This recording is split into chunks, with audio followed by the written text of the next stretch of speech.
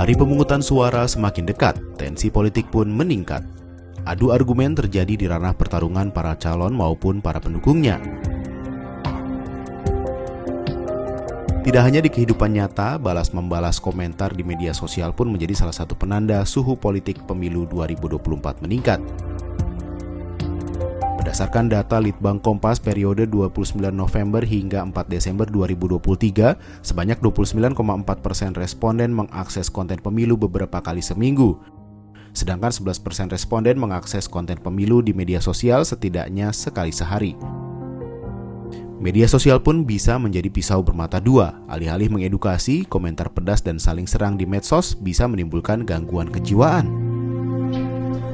Sebenarnya kalau masa pemilu gini kan juga sebenarnya kayak kita lihat sendiri ya di sosial media gimana netizen sangat tajam banget itu bisa mengakibatkan peningkatan gejala juga untuk para pendukungnya mungkin ya. Kalau ini untuk para pendukungnya yang akhirnya misalkan dia datang dengan ngoceh-ngoceh tentang calon yang dia usung kayak gitu ada. Tapi kalau untuk yang caleg mungkin setelahnya.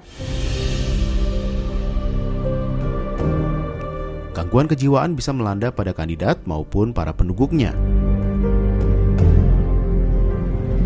Jadi kalau selama ini untuk para caleg misalnya gitu ya mengalami gangguan jiwa, kalau mungkin belum bisa disebut gangguan jiwa ya, mungkin masalah mental emosional.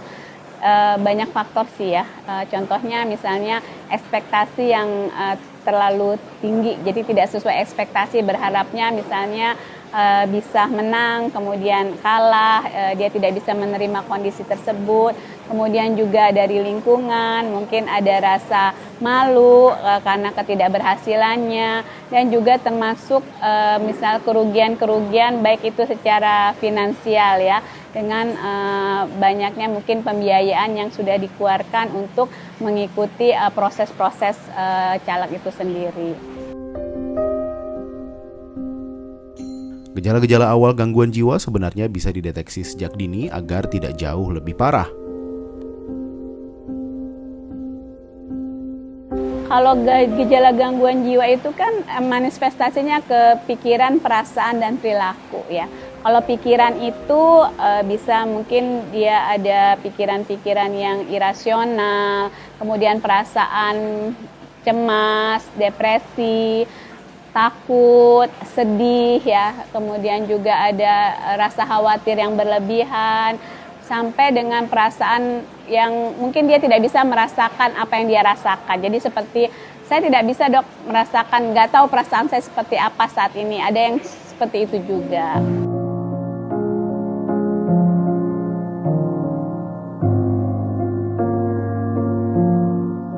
Sikap legowo menjadi salah satu kunci menjaga kewarasan di kala tingginya tensi pemilu baik untuk para calon legislatif maupun para pendukungnya.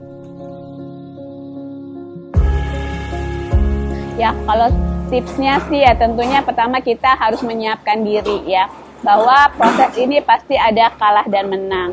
Dan itu merupakan konsekuensi ya. Kita juga harus melihat bahwa yang kita dukung itu konsekuensi dari mengikuti ajang ini ada kalah dan menang. Dan itu tidak bisa kita dipungkiri dan tidak bisa dihindari juga. Jadi ketika dia misalnya kalah gitu, tentunya kita harus bisa menerima. Dan mungkin yang lebih baik adalah evaluasi dari kekalahan itu karena apa ya.